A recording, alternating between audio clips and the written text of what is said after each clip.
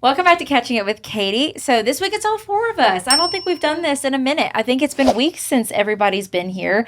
You took some time off. Rebecca was in here. And then last week, Nate was here and Matt was gone. And then, no, we did one without you. It was just... Yeah, but I was here for the last one. Yeah. Yes. But I'm just meaning it's been a minute since all four of us have been together. Oh, yeah. So I guess we need to kind of do a little bit of a wrap up on what's going on in the barn with the horses and breeding season and miniature horses and things like that. Just because a lot of people are asking, they're like, I'm getting confused. I think a lot of horses this year have been getting bred off-site, so there's not necessarily videos happening every time it's happening. So I know... You had seen some questions. I think we're just going to kind of do a little overview. And so do you remember some of them? Just going into more specifically, like with the minis. Oh, yeah. Mm-hmm. The minis, they do have some differences, but they're similar in a lot of ways as well. Like we're AIing Regina and Karen. Karen's been AI'd. Chat, that's artificial insemination. That is artificial insemination, which when we bought Karen and she was carrying Squirt at the time, she had been AI'd for that. So we know that she will take doing that. With Regina, I don't think she has. I think she's only ever been live covered, but we're attempting it just because if I'm going to breed my minis and they're really nice registered AMHA, AMHR, which is like American Miniature Horse Association, American Miniature Horse Registry. I think there's differences with that. Their height registrations, but I didn't want to just breed them to anybody. Like I wanted to go with somebody that was tried and true, that were really nice conformation stallions. And so that's why I was like, hey, Chandler, I want to breed to your studs still, even though you're literally who I bought my mares from. Mm-hmm. But that's all the way in Florida. So I could, and I'm not writing this off in the future ever, I could send a trailer down to Florida and be like, hey, Chandler, here's my mares for a month. Get them pregnant. Yeah. But I don't know. I just feel like if we could get it done by just doing a shipment and AIing here, that'd be nice. So that's what we're attempting. I don't think that's quite as common, though. Why is it not as common? I think a lot of vets don't want to do it because they're so small, or they just can't. I mean, think about Dr. Matthew. We're gonna pump Dr. Matthew up really quick. That hulking arm, he's so ripped, jacked. He can't put that in a tiny little mare. And now let's take just a second to talk about this amazing app. Y'all have heard me talk about it before, Ladder. If you've been following for the last year or so, you know I've been working really hard to get healthier, stronger. I'm trying to have a journey back into the saddle, riding my horses, and just being a better version of me. And with that comes strength training. I don't always have the time to actually go to the gym. I don't have the time to plan out workouts. And to be honest, I don't think I have the knowledge to do efficient workouts for what I need. And that's where Ladder comes in. No more planning random workouts, no more guessing, no more just trying to figure it out on your own. It's like having a personal trainer in your headphones. Now, I'm like you. I don't want to start something and pay for it without knowing what it's like or even what it offers. So, Ladder is offering you 7 days free, no credit card needed. So, it takes all of that hassle away. So, if you're ready for a journey of convenient self-improvement, go ahead and click the QR code on the screen or the link in the description to check out Ladder. Luckily, Tennessee Equine has a plethora of vets and that are really talented. And I actually showed horses with Emily, who bred Karen and will be breeding Regina tomorrow. And she's got a skinny little arm, and so it works out that way. But I think there is just it's a little bit more difficult. You know, you're on your hands and knees doing it if you don't have stocks that are raised.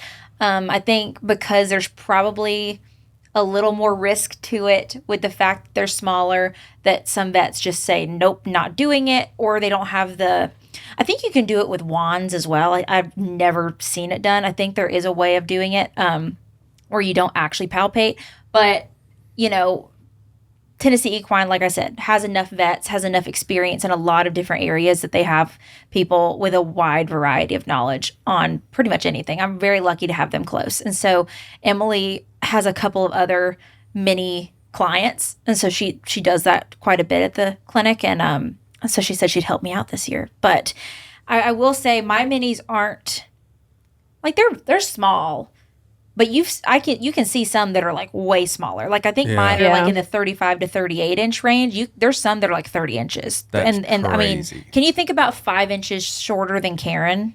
No. Yes. I mean, I guess you can't. But like, like think about putting your arm up that. Not that. It's I not can't safe. think of that. And so you have to think about the safety of the horse, and you have to think about the confidence of your vet, and like it.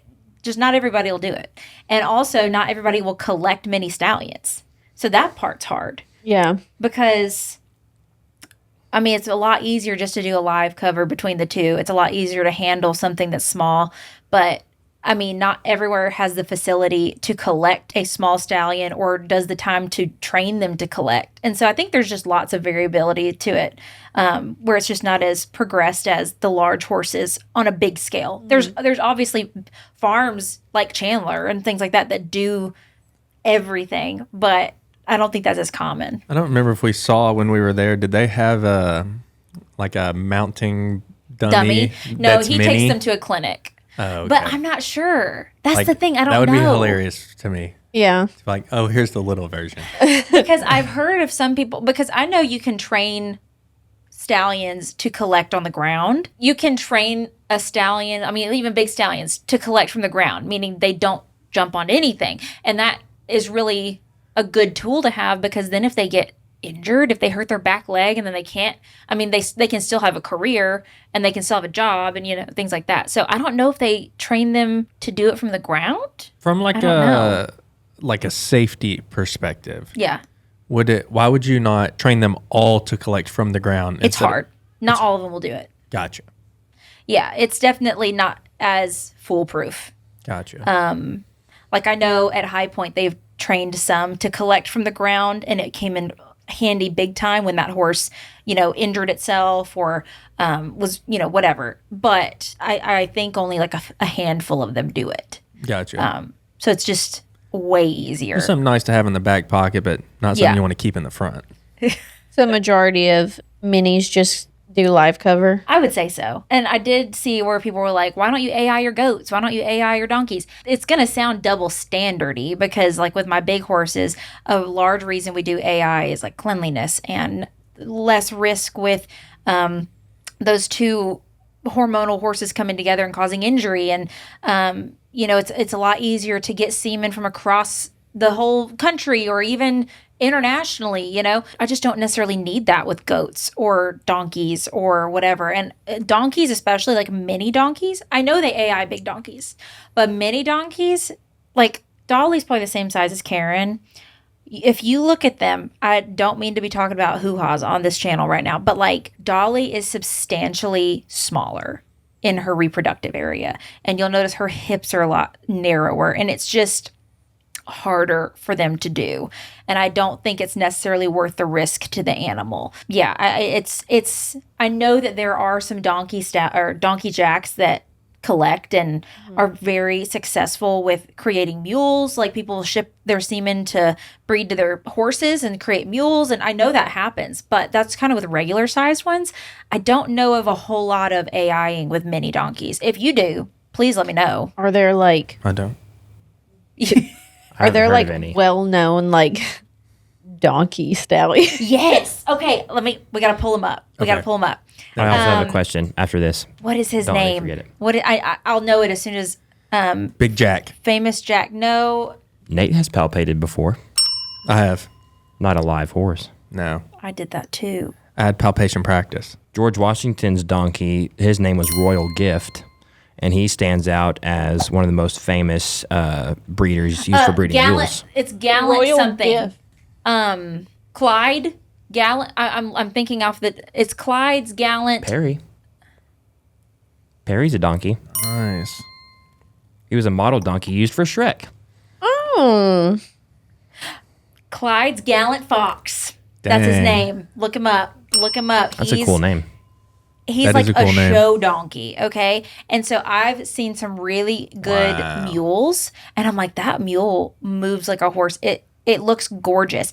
And then it's always Clyde's Gallant Fox, and then this like really nice show mare or whatever. And then, yeah, that's really awesome. Okay. He's one that I'm sure, breeds the heck out of some mares because I don't know how large the donkey show world is, but he's won everything. Yeah. Barrels, poles, Western Pleasure, Turner's Western Saddle. I didn't even know for they donkey. did that. All of it. Do you ride them? Yeah, because he's a mammoth donkey. They're big. So he's huge.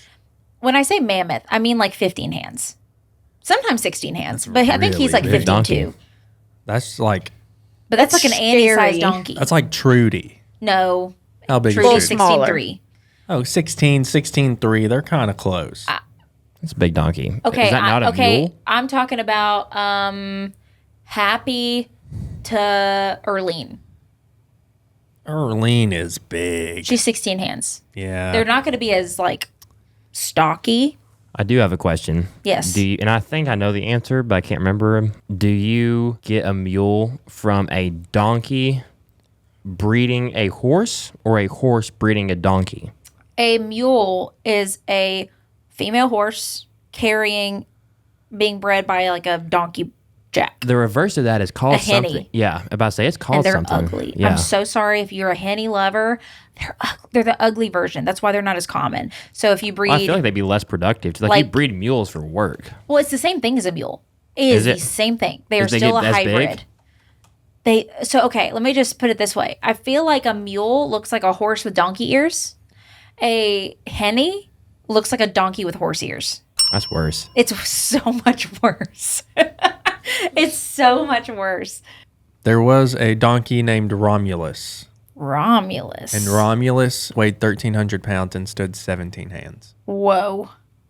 So Sophie, but a donkey. That's You insane. got to be named Romulus for that. You though. gotta be. What a name! You knew he was that big before you even saw him. Yeah. Romulus. I would name my son that. The story of Romulus's name is sick. I don't know if that's what he was named after, but Where else would you get it? that'd be a Has cool to be. band Where name is it too. from? It's a noun that means founder of Rome, and it's also like I guess depicted as two babies. It was suckled with his twin brother Remus. Yeah, I've heard of this. Remus Yeah, it's and a Romulus. Roman legend. They suckled on a wolf's teat together, but they were but was abandoned. Okay. Romulus killed Remus Say it one more time. in an argument over the building of Rome, And then they. and then they What kissed. did they do? What did they do with the What did, wolf? what did they do to the wolf? They suckled the teat. Okay, so how does that translate into him being named Romulus? I mean, that's a cool name. It's like maybe they knew of the story. They're both cool. I got there because I thought it would be a cool band name. Did he have a twin brother named Remus? No, but Remus is also a cool name. Remus. Remus Lupin. I know. Back to Harry Potter.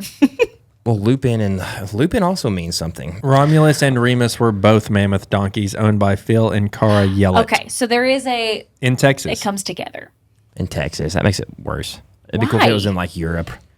Yeah, I wanted them to be from like Romania. Yeah, Yeah. That's Remus- where we need to Foreign. go. Is Romania? What Doesn't were they, Romania have mules horses? or donkeys?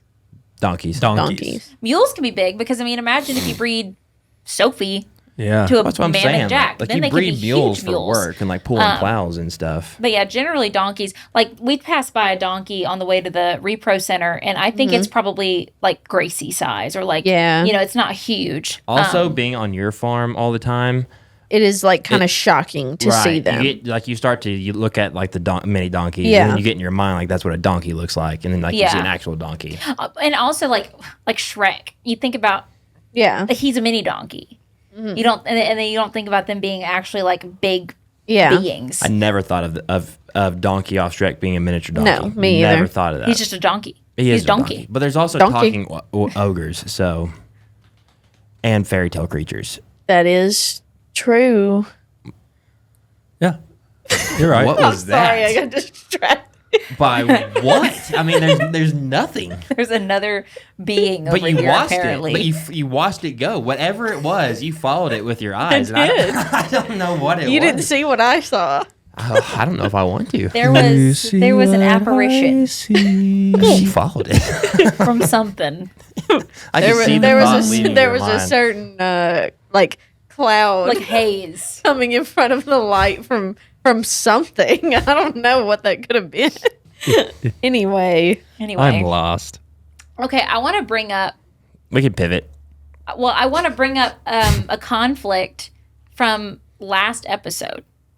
So I want to hear in the comments what you think. Oh, and I'm gonna say my piece, and then you can say yours. I'm not saying anything. I'm gonna say my piece. Okay.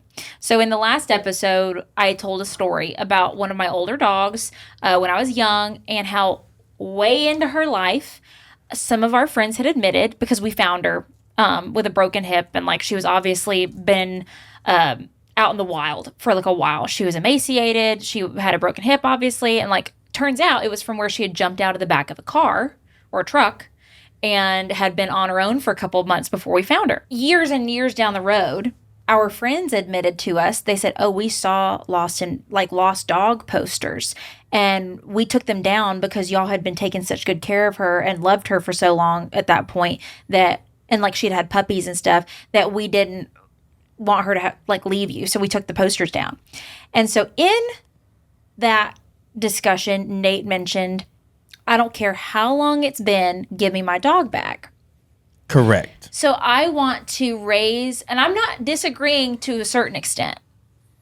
Like, okay, if I lost a 2-year-old dog, which was this circumstance, yes, and a year later I find out somebody's had her, please give me my dog back. I've been missing this dog. It's, I've had her twice as long as you had her, whatever. Please give me my dog back. And mind you, let's just, for the sake of this argument, the people didn't steal her. Okay.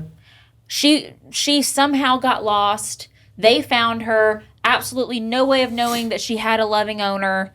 And so they started taking care of her. And she loves them. And it's a probably equally as good life. That is for this specific discussion. Okay, so I have the thought process of, yes, if it's been less time since I owned that dog, like if I owned her for 2 years and then a year, give me my dog back. But in like the situation where it was like for our dog, where she got lost at around 2, and then let's say they came about her when she's 8, 9. So she's lived with us for 6 years at this point. And she was a big dog. So she'd probably be considered like towards being a senior dog.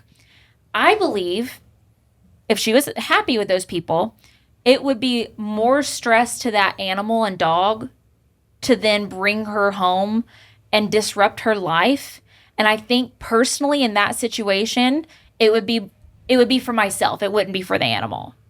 And so I think it'd be selfish of me to take her out of a spot where she was happy. Would it suck? I'd be like, dang, I've been missing that dog. Yes.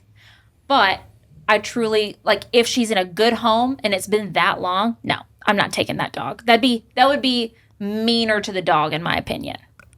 Now, wrong. Say your piece. The time thing doesn't mean anything to me. I want my dog. If I had it for 2 years, but then I found out 10 years later. 10 years later. That's what I'm saying. Like, it could be 6 months. It could be 8 years. It's my dog. The time my difference. Friend. The dog doesn't get that, though. I love the dog. I want my dog back. That's what I'm saying. It's a little, I can go both selfish. fields. No. It depends on the dog. It depends on the dog, and it depends on the person. Because I've only had one dog that was like my dog, my best friend, and I would 100 no matter what time of how long it was, period of time, if I found him, I would want him back. But like if Murphy left and somebody found him like 2 weeks later, I'd probably let him keep him. Like, I mean, it just depends on like and another like to that, it would be a situational. Like I told them when we had our argument outside, loud discussion. If I looked over across the restaurant and saw my dog in the arms of some crying 10-year-old girl who had a bandana on him and just was kissing all over him, you know what? All right. But if Jack or whatever from the gas station picked him up because he got out or whatever, give me my dog back. That's what I was saying. In my scenario, it probably has it equally good as life. Yes. I would say it depends. It loves the people. I don't take that into consideration. It literally just depends you don't care what the dog wants. Well, he was happy with me too. Right. But at that point, it's like, okay, so when you disrupt a dog's, schedule, or they go to people that at this point they wouldn't know you as well at that point. So do you bring them home? First. and like cause that animal stress and whatever because you're sad about it, or do you leave them with the happiness? That was the other thing too. If I walked up to that dog and it was like, oh my gosh, Matt, like you've seen in the videos, and just my name. just shaking its tail, just coming apart, crying because it's and loving all over me, like we're going home. If it if it doesn't even recognize me, like I mean, there's factors. I can't say that there's one situation or there's one decision I would go with overall. I think it depends on the dog and depends on the situation. If they own the dog, if they had the dog for longer than you did, they are the dog's owners now. Pivoting. Anyway, that's my take. We would love to hear what y'all's take is in the comments. I'm sitting on the hill of give me my dog back. I sit on the hill that I do think it's situational. I think, in the bubble that we put it in, it's like, oh, they had an equally as good life. They love these people. I think it makes it a little bit more like time or like cut and dry. I think in the real scheme of things, like maybe they're not going to end up in as good of hands, or like that it's never going to end up like that. But that was all to say, we did not know that people were looking for Lucy in that last video, because people were like, I can't believe you didn't give the dog back. I'm like, we don't even know who these people were. Like when we heard that these people took the signs down, like they didn't take a number down. They didn't remember the guy's name or whatever. Like this was years down the line when we figured out that someone was looking for her. In our eyes, because she was emaciated and had a broken hip, we were like, and she was bred by a coyote. Like no one's taking care of this dog. But yeah, we would love to know. I don't know. What side of the fence do you sit on with that? Light it up in the comments, baby. Yeah. I'll ask one more question. Okay. If we were almost done. We were almost past done. If let's say I found a dog. It's a 2-year-old and it's sick, and 5-6 years later, the owner finds the dog and says, "Hey, that's my dog. Do you give it back?" No, I've owned it way longer. So you'd say, "Actually, no, it's my dog." Yeah. Yes, absolutely. I would. Okay. If someone had it for 2 years, I took it in, fixed it, and have had this dog for 5 years. They've been looking the whole time. They have been trying to find this dog for 5 years. I just wanted to know, do you say, "Oh, give it back," or do you say, "No, tough luck, buddy, it's my dog now"? Well, again, I think it's situational. Yeah, go ahead. Pivoting. All right, we're off. We're off of it now. A little ASMR. Oh no. We just lost every viewer. They're gone. Now that they're gone. Pivoting. Do we do the wall and the 2 chairs? Are we doing like that kind of podcast, or are we doing a round table podcast? That was like the big consideration when we started. I think when we start having guests and it's the podcast, it's interviewer and guest. Well, you were just thinking this is round at table. The beginning, when we were just thinking about the concept of all this. Right. That was played into effect. Is like, do we all just set up with headphones and talk, or Yeah. And we may do that for Catching Up With Katie. Have we even mentioned the wall? No. In this you whole ain't noticed thing? it by now, buddy. I don't think we've even mentioned it. So we did the wall. It's herringbone with some barnwood. It's not done. It literally got done last night. So there's some pieces that have to be nailed in. And then again, I think I've explained that we're doing a sign in the middle. We're going to do some photos of VS Code Red and First Things First with little lights over it. It's going to look really nice. And this is leaving. We ordered some chairs. Bye-bye. We're going to see if they work out. And I think we're going to be a chair set up with a table in the middle. I think that'll be nice. We just gotta get them here. They were supposed to get here today, and then they didn't in time. So that's why we're still on the couch. Bummer. Have we established who's getting the couch? Should we do a couch giveaway? We should. A lot of the people in the comments in the last video were like, "Is Abigail taking the couch?" Hey, No. well, we should clarify that it is. I'm not broken. taking the couch. It is broken. Well, it's either broken or Missing a piece. It's not put together all the way. You decide. That side, it does a little like. The only way to find out is if you purchase today. It just reclines a little, but not by design. Not doing it now. I feel like maybe we should just do a couch giveaway. should- But Auction it. how do you give it away?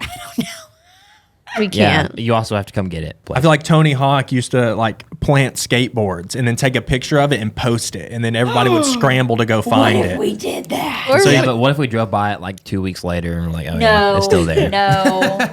We drop it in the middle of Arkansas. Since you have like fan base like across the nation, like we pick one state We throw a dart and that's where and the we couch is take going. the couch. First come, first. Did y'all remember this? I feel like it was really big for like a year, but like the It was like the treasure hunt things that like you would go find. Geocaching? Like, geocaching. Yeah. Did y'all ever hear about that? Did y'all No. do that? We have to do it. Dude. I think the next It was huge we have for to a do. while. But it's like essentially it's treasure hunting, but it's for like just people. life. So like you go find it's on an app if I'm not mistaken, and Yeah. you can go find all these anywhere you're at, and then you go find it, and it's like a whatever it might be. It's in a tree, it's in whatever, and you pull out a box, and it's something somebody has put something in it that they have found. So like 10 people might have found it over like 10 years, and so they all put something in it, and so you go find it and see what everything is, and like you can put something else in there. But like cool. all So you're not over. supposed to steal it. No. Like there's probably some like within 30 minutes of here, or like an hour of here or something like that. I'm looking right now. Like where I was where I went to high school in Pickett County, there was some like 3 of them around us. That a bunch of people did it, and it's really cool. We definitely should do that sometime. But okay, what keeps people from stealing it? Honor Integrity. system. Not being. Maybe that's why people don't do it anymore. I mean, do people put like good stuff in it? I mean, just like it's like time capsule stuff. That's what I thought. So it probably isn't stuff anyone would really want to steal. I mean, there's cool things, but it's like you may put like a photo in there, you may put Yeah. a little keychain, or Right. Yeah. definitely don't put like a $20 bill in there. We should do that on Snapchat one day just for fun. By the way, if you're not following Snapchat, go ahead and do that. It's all behind the scenes stuff. It is daily. I think we post like over 100 snaps on there a day of just everything Minimum. from the animals Try to to. goofy stuff to, I mean, we try to. We really try to. That was like easy. Try to. Not always. Explicit things. Try. And then I guess to wrap up, kind of wrapping around horse shows, plans for the summer, those kinds of things. We had planned on showing in Ocala, and then Denver had an abscess, so he didn't go. And then right after Ocala, they went to another show straight from there. And so they were just kind of giving him extra time to like be off and just chill out. And horses need that, especially when they've been trained as hard and then they worked as hard as Denver has. And coming back from that show, we were discussing Kentucky because we were going to go to a show at the end of the month. There is another show right after Kentucky, and there's a pleasure class where you have to have not won any money before June 1st for the horse to be eligible for this big Western pleasure class. And so we made the decision after talking about it to hold him out from showing until this one. I believe it's in Michigan, so that he can show there and, hopefully do well. And he's eligible for this class. And so he might still go to Kentucky. We just are going to go ride around and maybe go tour. We're going to try to see if we can tour like some thoroughbred farms and things like that. And so we're going to still make a trip out of Kentucky. I still sponsored a big class there at the show that we're going to go watch and things like that. But hopefully, I don't think Penelope is going to this one, but my young horse, Penelope, she's 2. I think she's going to go to the one in Michigan, hopefully. So, maybe we'll get to ride both of them. So it'll be really fun. But This horse show isn't where the Derby is it? no, but it's in Lexington. So, I mean, it's close. I wonder if we could tour the... Churchill Downs. Yeah. That'd be cool. That would Might be see if they cool. do tours or whatever. I'll email them. Do y'all want to go So I think we're geocaching? still going to utilize that time and make a little like 2-day trip out of it, and it'll be fun. So hope y'all enjoyed today's episode. We would love to hear y'all's thoughts on the topics in the comments and let us know what you want us to talk about. Let us in know the if you've been next geocaching and where you put it. Yeah, if you have a cool geocache story, we want to know that too because we're about to start doing that. There's actually a geocache thing Okay. right down the road. right down the road. There's like 100 actually. Like around Nolensville. We're about to go do that. So we'll see y'all later, and we'll show you what we find. Bye. Go ahead. Bye. Bye. Let us know what you want to talk about in the next one, and we'll see you then. We're going geocaching. Bye. Bye. All right, see ya. Bye.